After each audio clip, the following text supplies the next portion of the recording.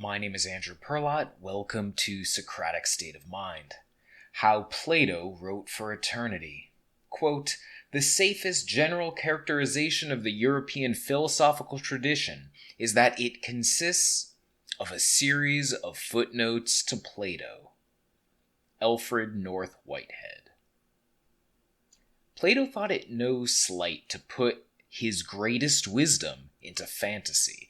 He was a playwright as a young man, and though he burned his plays after finding Socrates and his philosophiia, his love of wisdom, Plato brought the playwright's touch to the philosopher's craft. His goal was admirable, luring average Athenians into a higher moral and intellectual plane.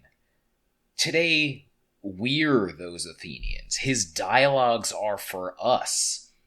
Plato knew he couldn't draw us in with technical philosophical jargon. He couldn't do it with boring exposition. So he put his wisdom and the arguments hurled against it into the mouths of characters and had them do battle on the page. Arguably, no one's done philosophical dialogue better. So today, I'd like to argue that we should all be spending some time with Plato. What belongs to Plato? Plato's greatest character is his old mentor, Socrates, written as an amalgam of a real person with ideas of his own and whatever thoughts Plato wanted him to parrot. The ratio in different dialogues is disputed by scholars, but dialogues by Socrates' other student, Xenophon, also survive. The overlap between these two portrayals points us to Socrates' probable beliefs. Socrates probably spoke about these things in real life.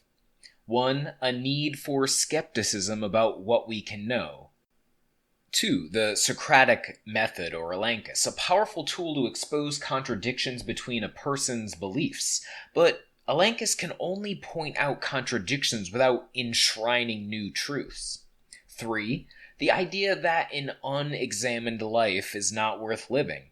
4. The highest priority should be cultivating ourselves through virtue, not seeking wealth, power, or prestige. And finally, belief in a spirit-like daimon that warned him against certain actions. Notably, Plato doesn't integrate this daimon into his own metaphysics. And everything else? Questionable. It's either Platonic or unknowable.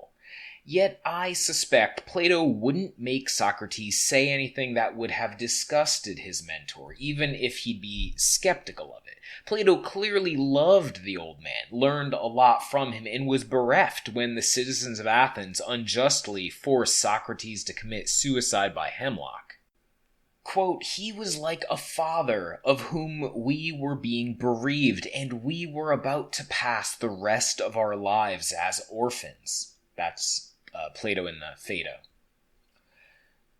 Although Socrates' incessant questioning and skepticism toward democracy angered many Athenians, he was clearly well loved by those who knew him, probably because he wasn't just a thinker, but a great man, a friend to many, and a devoted servant of the state.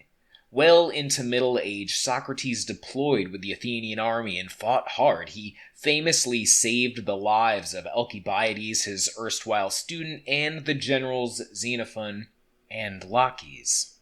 Although his city was uncomfortable with him, Socrates was unswervingly loyal to it. I discussed how he held the treacherous middle ground in 4 Habits of Wise People in Foolish Countries, which you can find a link to in the original article.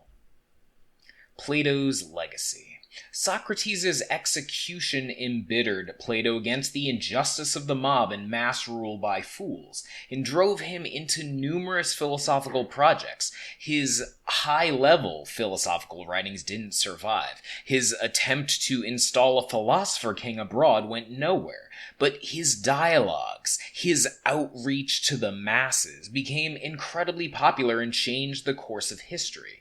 For centuries, they've been a slap across the face for average people who didn't suspect they'd dropped the ball.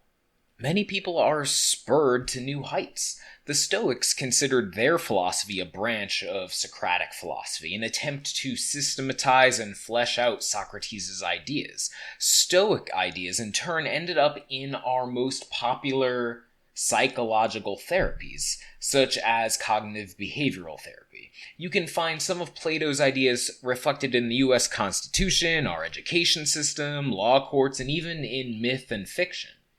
The founders of recent ethical and philosophical frameworks like utilitarianism, deontology, and existentialism were all classically trained and often reacted against and wrestled with Plato. None of their systems definitively defeated Plato's ideas, and they have their own flaws. And of course, if Socrates was the champion of Plato's ideas on stage, he needed spear carriers and antagonists to flesh things out.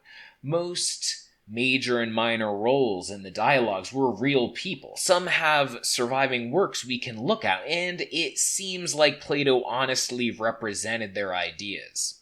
Here's looking at you, Gorgias.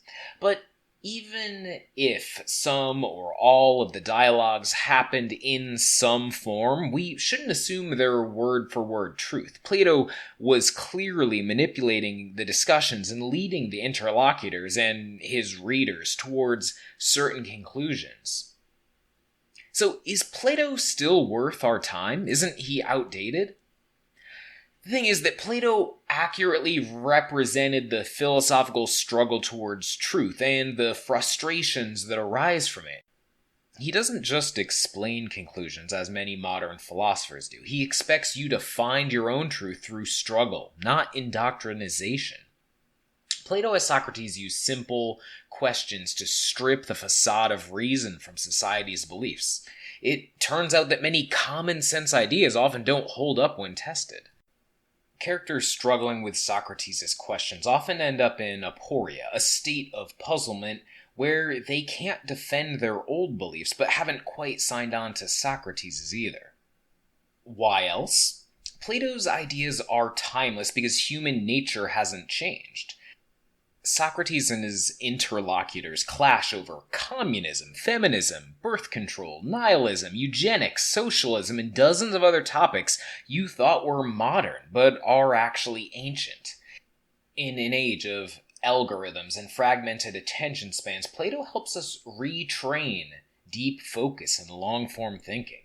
The dialogues are intellectually interesting, but they're really about our inner life and what kind of person we should try to be. He's trying to hand us a non-dogmatic moral compass. We thought we'd moved beyond the conflict between democracy, aristocracy, oligarchy, tyranny, and monarchy, but the last decade has seen democracy faltering across the Western world. The dialogues help us think through the options, and Plato has ideas he thinks are true, but he's more interested in teaching us how to think than what to think. So, where to start with Plato? There's no perfect entry point to him, but a great option is his dialogue, Gorgias, and it just so happens that we're doing a read-along of it this month on Socratic State of Mind. Please consider joining us. You'll find a link in the show notes or in the original article. Thanks for listening. I'll see you later.